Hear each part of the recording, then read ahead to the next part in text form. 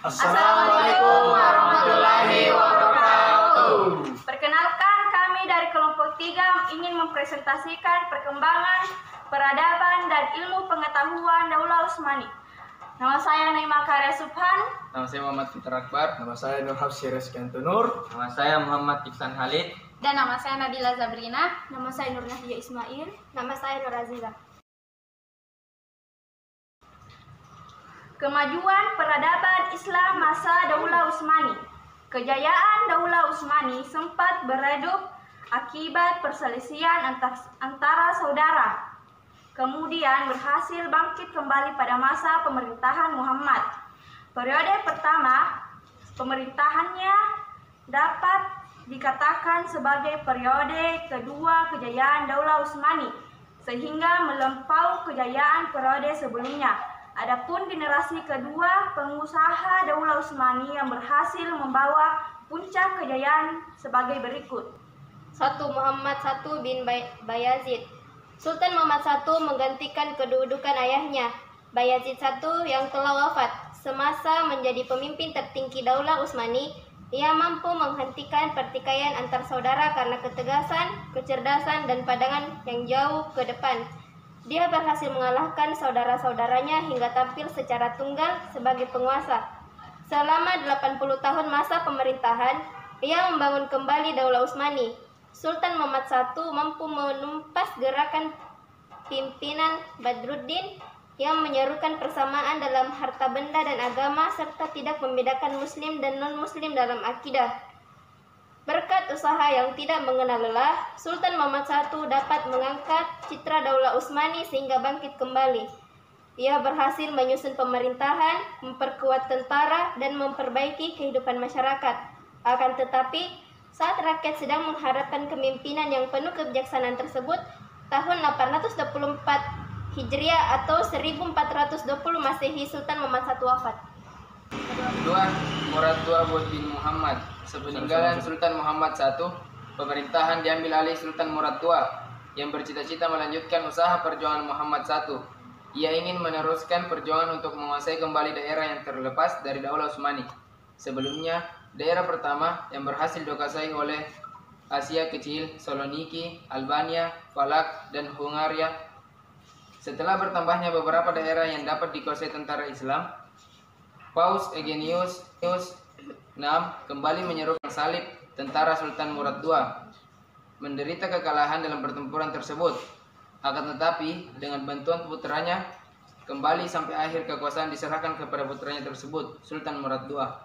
Wafat pada 16 Muharram 855 Hijriah, bertepatan dengan tanggal 18 Februari 1451 Masehi di Adrianopel.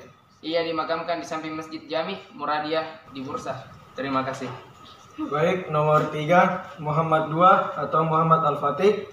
Setelah Sultan Murad II wafat, pemerintahan Utsmani dilanjutkan sang putra Muhammad II yang bergelar Al-Fatih karena berhasil menaklukkan Konstantinopel. Ia diangkat menjadi pemimpin tertinggi Daulah Utsmani ketika masih berusia 22 tahun. Muhammad Al-Fatih berusaha membangkitkan kembali sejarah umat Islam sampai dapat menaklukkan Konstantinopel sebagai ibu kota Bizantium. Konstantinopel merupakan kota yang sangat penting dan belum pernah dikuasai raja-raja Islam sebelumnya. Seperti penguasa Daulah Utsmani sebelumnya, Muhammad Al-Fatih dianggap sebagai pembuka pintu bagi perubahan perkembangan Islam. Usaha mula-mula umat Islam untuk menguasai Konstantinopel dengan cara mendirikan benteng besar di pinggir Bosporus yang berhadapan dengan benteng yang didirikan Bayazid. Benteng Bosporus dikenal dengan nama Rumli Haisar atau Benteng Rum. Sekian dan terima kasih. Yang keempat, Bayazid II bin Muhammad II. Bayazid II menggantikan kedudukan sang ayah Muhammad II. Pada masa pemerintahannya, ia berselisih dengan saudaranya bernama Jem. Ia merasa lebih pantas sebagai khalifah dibandingkan Bayazid II. Ketidakharmonisan keduanya berpengaruh terhadap kondisi pemerintahan. Bayazid II termasuk khalifah yang perhatian terhadap pembangunan secara umum. Ia membangun Zawiyah, tempat berkhalwat para sufi. Kesejahteraan guru dan pengajar diperhatikan. Ia juga memiliki kecintaan yang besar terhadap para penduduk dua kota suci, Makkah dan Madinah. Bayazid II wafat pada tanggal 18 Safar 918 Hijriah atau 25 April 1512 Masehi dan dimakamkan di dekat Masjid Jami Istanbul yang dibangunnya. Yang kelima, Sultan Salim I diangkat menjadi pemimpin tertinggi Daulah Utsmani, menggantikan ayahnya, Sultan Bayazid II. Semasa memerintah, Salim I berhasil membuat wajah baru Daulah Utsmani khususnya dalam bidang militer. Ia menjadi salah satu penguasa Utsmani, giat dan pekerja keras. Meski masa kekuasaannya singkat, Salim I berhasil mempersiapkan Daulah Utsmani untuk mencapai puncak keemasan di masa penerusnya, yakni Sulaiman Al-Qauni. Selain sebagai penguasa, Salim I juga seseorang pujangga. Ia banyak menulis berbagai puisi dalam bahasa Turki dan Persia menggunakan nama Mahlas Selimi. Dalam salah satu puisi karangannya, ia menulis sebuah permadani cukup besar untuk diduduki dua orang sufi, tetapi dunia tidak cukup besar untuk dua orang raja. Terima kasih. Dan yang keenam, Sulaiman Al-Kanuni. Sulaiman I naik tahta pada saat Turki Utsmani mengalami puncak kejayaan. Sulaiman diberi gelar Al-Kunani atau The Magnificent, pembuat undang-undang, karena jasanya meletakkan dasar-dasar hukum bagi Daulah Utsmani. Kitab undang-undang tersebut diberi nama